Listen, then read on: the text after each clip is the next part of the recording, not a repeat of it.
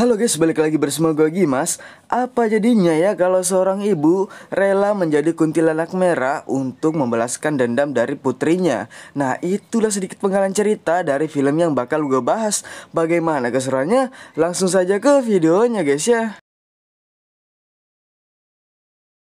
Film ini diawali dengan memperlihatkan seorang cewek cantik bernama Kara, di mana dia yang sedang galau pun langsung menghampiri bestinya yang bernama Dinda. Si anjing.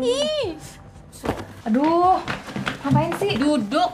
Di mana di saat sedang didandani, Dinda bertanya kepada Kara tentang pacarnya, namun Kara berkata bahwa dia tidak peduli lagi dengan pacarnya dan langsung melepas kalung hubungan mereka. Udah sih, jangan tebel-tebel. Selesai. Sesaat kemudian, teman Kara di situ ternyata sudah datang dan Kara langsung membukakan pintu.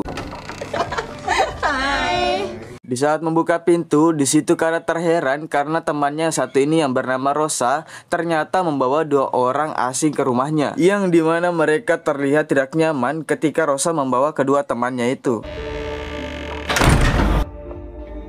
Dan akhirnya pesta pun dimulai, yang ternyata mereka berpesta minum minuman haram, yang seperti kita tahu kalau di dalam satu ruangan terdapat wanita dan pria sedang meminum minuman haram, pasti ujung-ujungnya tidak baik-baik saja.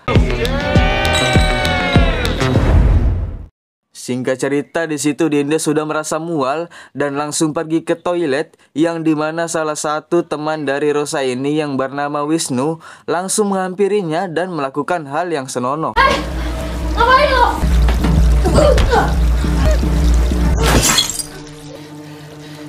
Untung saja di situ Dinda dapat melawan, jadi si Wisnu ini belum sempat melakukan apa-apa. Yang dimana di tengah kepanikan, dia langsung mencari temannya Kara, yang di situ terlihat sudah tidak ada orang-orang. Kara!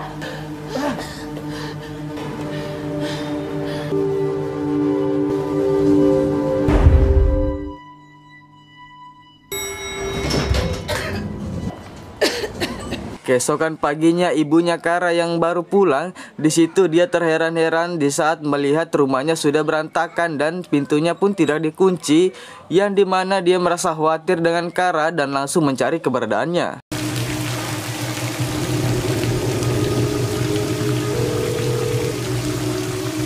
Betapa terkejutnya ketika ibunya Kara menemukan bercak darah di bak mandi, yang dimana di situ dia langsung menelpon Dinda. Dan di situ Dinda malah berbohong bahwa dia tidak tahu apa-apa dan sambil menenangkan ibunya Kara bahwa dia akan membantu mencari Kara. Kita nggak pernah ngobrol sejak Kara hilang. Singkat cerita, setelah sebulan Kara menghilang, di situ Dinda dihampiri oleh pacarnya Kara, di mana pacarnya Kara ini masih penasaran apa yang telah dilakukan Dinda dan Kara sebelum Kara menghilang. Mendengar hal itu, Dinda yang merasa bersalah masih saja menutup-nutupi semuanya. Setelah sebulan pencarian anaknya tidak membuahkan hasil, ibunya Kara langsung pergi ke seorang dukun Cina untuk membantu pencarian anaknya.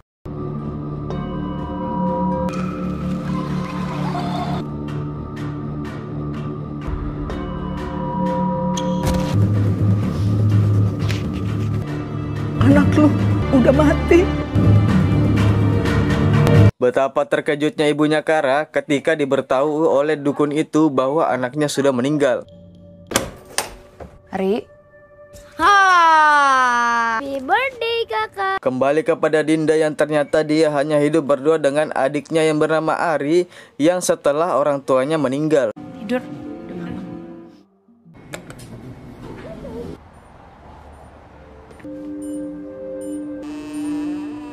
Keesokan paginya di situ Dinda terlihat mendatangi rumah ibunya Kara, di mana dia terheran melihat suasana rumah itu seperti tidak terurus. Betapa kagetnya ketika Dinda melihat bahwa air keran itu terlihat kotor dan sangat busuk. Sambil menahan nangis, rasa terpukul, rasa sedih semuanya bercampur aduk kepada ibu Kara ini, di mana dia sangat sedih dan sangat menyayangkan sekali atas kehilangan putrinya, dan dia sedang menceritakan semuanya kepada Dinda ini. Saat kemudian di situ terlihat ibunya Kara sedang menangis dan memohon kepada Dinda untuk jujur dan mengungkapkan semua apa yang diketahui tentang Kara, tetapi Dinda tetap pada pendiriannya dan tetap mengatakan dia tidak tahu apa-apa.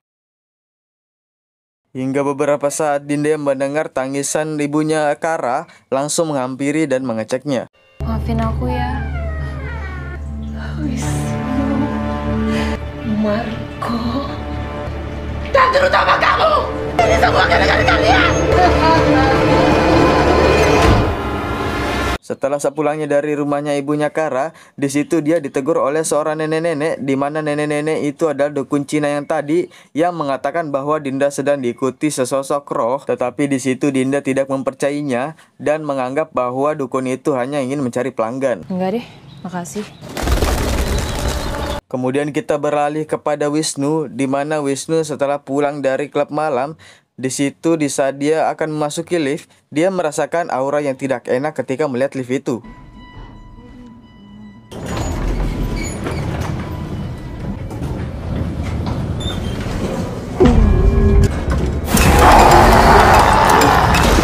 Yang ternyata di mana dia sedang digangguin oleh sesosok kuntilanak berwarna merah.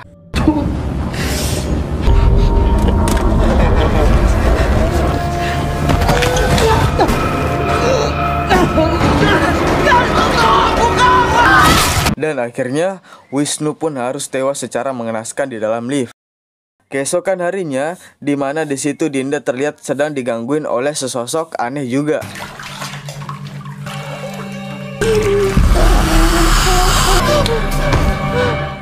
Keesokan harinya ketika dia sedang mengantarkan adiknya ke sekolah, dia heran ketika mendapatkan video dari grupnya. Enggak. Ya. Enggak. Pak, kiri pak. Dah.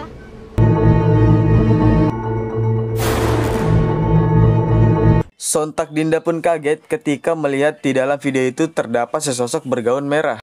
Beberapa saat kemudian dia langsung beritahuan kepada Putra tentang kejanggalan yang dia lihat, di mana Dinda berkata bahwa arwah Kara mencoba memberi petunjuk di mana jasadnya, yang pastinya Putra tidak percaya akan hal itu karena sebagian orang emang tidak percaya tentang hal gaib-gaib seperti itu. Setelah beberapa saat, di situ terlihat Marco yang sedang melayat Wisnu yang sudah dikremasi. Marco pun langsung menghampiri teman-temannya yang sedang membicarakan tentang tragedi yang menimpa Wisnu. Lantas Rosa langsung memperlihatkan video itu kepada Marco. Yang anehnya, Marco terlihat panik setelah melihat video itu. Di malam harinya di situ terlihat Gary kesal kepada Rosa yang selalu menceritakan bahwa kematian Wisnu berkaitan dengan rohnya Kara, yang dimana situ Gary meminta untuk Rosa untuk berpikir bodoh amat. Betapa syok dan terkejutnya mereka ketika mobil mereka menabrak sesuatu sosok yang bergaun merah. Namun saat dicek keluar, mereka tidak menemukan apa-apa. Namun ternyata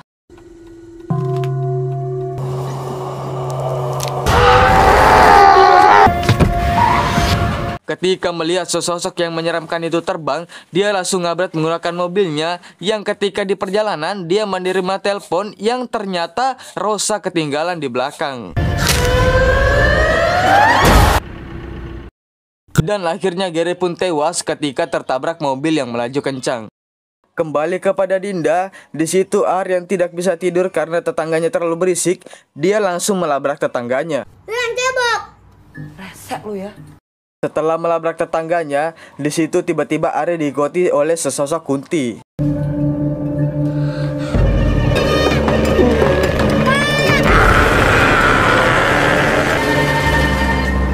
Beberapa saat kemudian, di mana saat Ari merasa keadaan sudah aman, dia melihat kakaknya sedang keluar. Ari, Buruan masuk kak.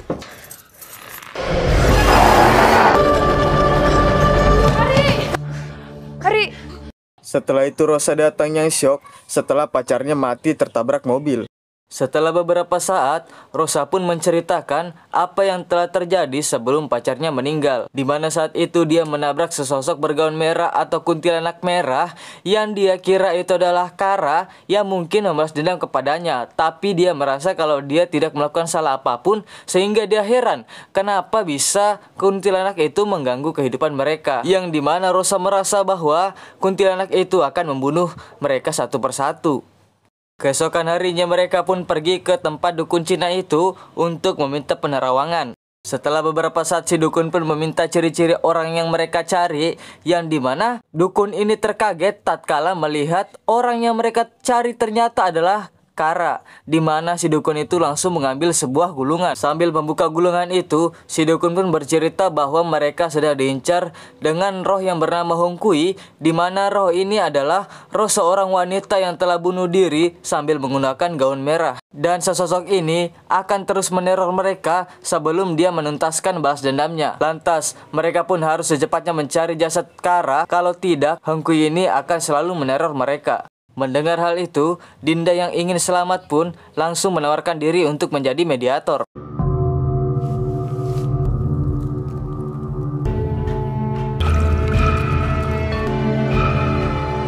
Kara. Kara.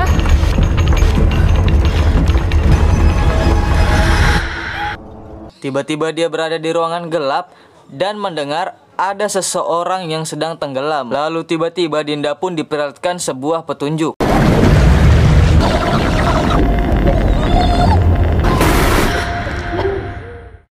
Di dalam penglihatannya, di situ terlihat Kara seperti dimasukkan di dalam toren air, dan setelah semua itu, tiba-tiba suasana klinik menjadi gelap dan kedap-kedip.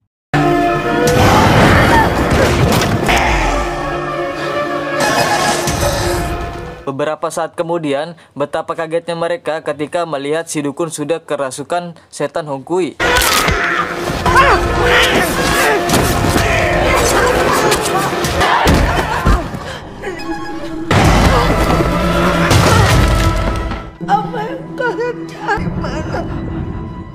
Dalam keadaan setengah sadar, di situ si dukun mengatakan bahwa Dinda harus pergi ke rumah Kara untuk mengetahui semuanya.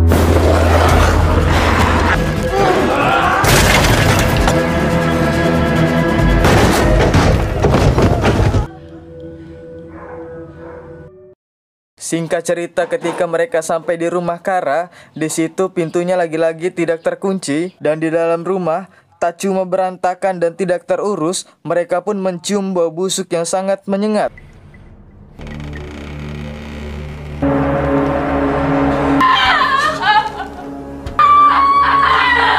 Betapa terkaget dan syoknya mereka ketika melihat ternyata sosok Hong Kui adalah ibunya Kara yang telah bunuh diri untuk membalaskan kematian anaknya.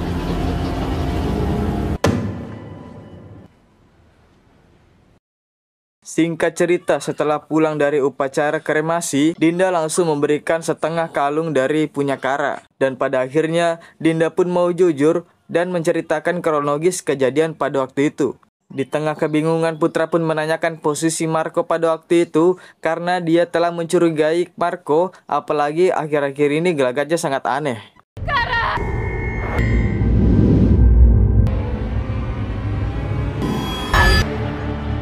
Lu lihat apa? Sehingga setelah diingat-ingat, Dinda pun baru sadar jika pada waktu itu Marco kepincut dengan kecantikan Kara, dan di situ dia juga langsung melecehkannya. Di situ Putra sangat terkejut sekaligus syok karena di saat dia pacaran dengan Kara, dia selalu menjaga kesuciannya. Di saat malam tiba, dia langsung menyuruh Dinda untuk pulang, sementara dia akan mencari Marco untuk mempertanggungjawabkan perbuatannya. Din, tapi Kara bahagia kan? Kembali kepada Rosa yang sedang dirawat di suatu puskesmas, di mana dia ditelepon oleh seseorang yang ternyata... Betapa kaget dan syoknya Rosa, yang ternyata yang menelpon adalah Kara. Lalu tiba-tiba...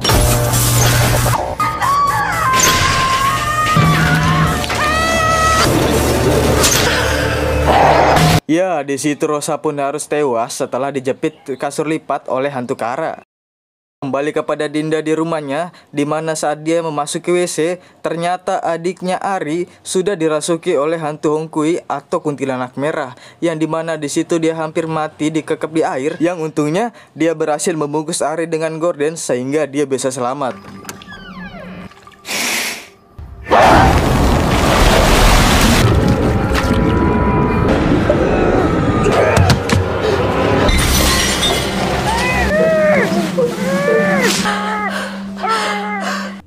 Setelah beberapa saat, Dinda yang panik pun langsung menelpon Putra, di mana dia berkata bahwa teror Hongkui atau kuntilanak merah ini belum selesai sebelum mereka menemukan jasad Kara.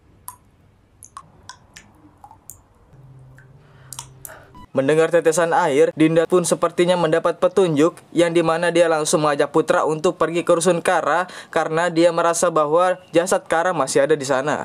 Setibanya di sana, Dinda langsung pergi ke rooftop menggunakan tangga darurat.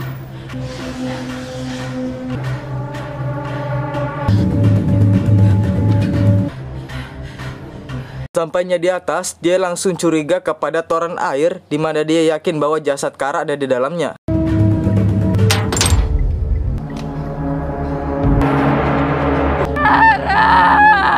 Ya, ternyata dugaan Dinda benar kalau jasad Kara ada di dalamnya dan sudah membusuk.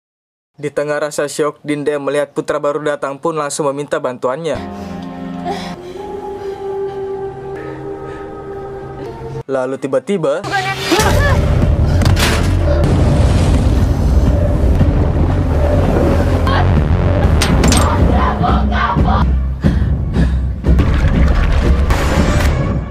di tengah kepanikan, Dinda langsung mendapatkan penglihatan gaib di mana seinsiden yang sebenarnya terjadi. Yang mana pada saat itu, Putra yang teleponnya tidak angkat-angkat merasa curiga dan langsung menyusul Kara ke rusunnya. Dan betapa syoknya Putra ketika melihat Marco di kamar Kara yang habis melecehkan Kara. Di dalam toilet, Kara mencoba meminta maaf atas semuanya kepada Putra.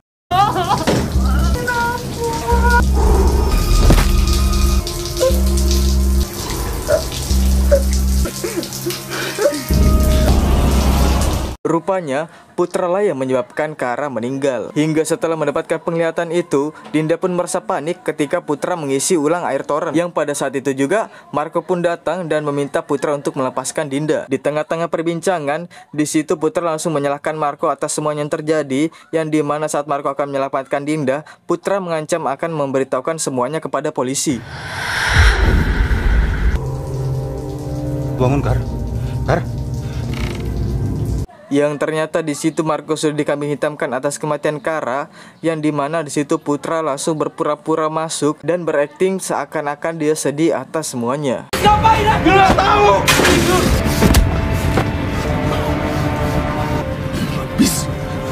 Setelah puas mengajar Marco, di situ Putra mengajak Marco untuk membuang atau menyembunyikan jasad Kara, yang dimana tanpa rasa curiga, Marco pun langsung mengikuti perintahnya. Tetapi Dinda berkata bahwa itu manipulasi Putra saja, yang karena sebenarnya Putra lah yang membunuh Kara, yang dimana di situ Marco langsung murka dan malah lupa untuk menyelamatkan Dinda. Ternyata selama ini lu. Setelah puas menghajar Putra, di situ Marco malah mengurungkan niatnya untuk membunuh Putra dan langsung menolong Dinda.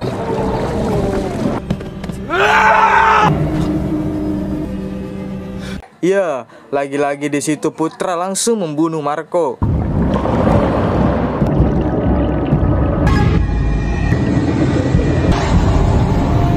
Di saat itu juga, Putra yang sedang menyeret jasad Marco melihat toren air yang bergerak-gerak.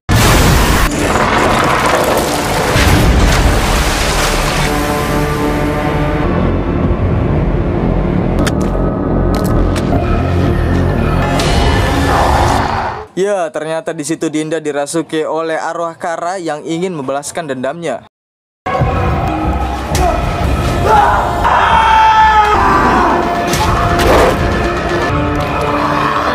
Terlihat di situ Putra sambil menahan sakit dari kakinya, dia berusaha kabur dari Dinda.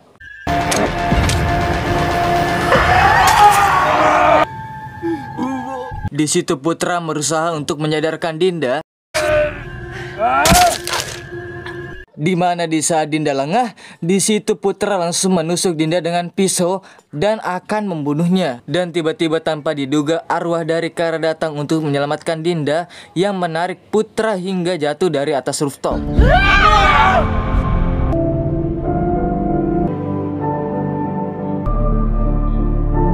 Keesokan harinya setelah jasad Kara dikremasi, di situ Dinda mengganti foto dengan Kara dan ibunya dan akhirnya tamat. Pesan yang dapat kita ambil dari video ini adalah jangan meminum minuman keras karena minuman keras adalah biang dari segala kerusakan. Saya Gimas pamit undur diri. Assalamualaikum warahmatullahi wabarakatuh. See you next video ya guys ya.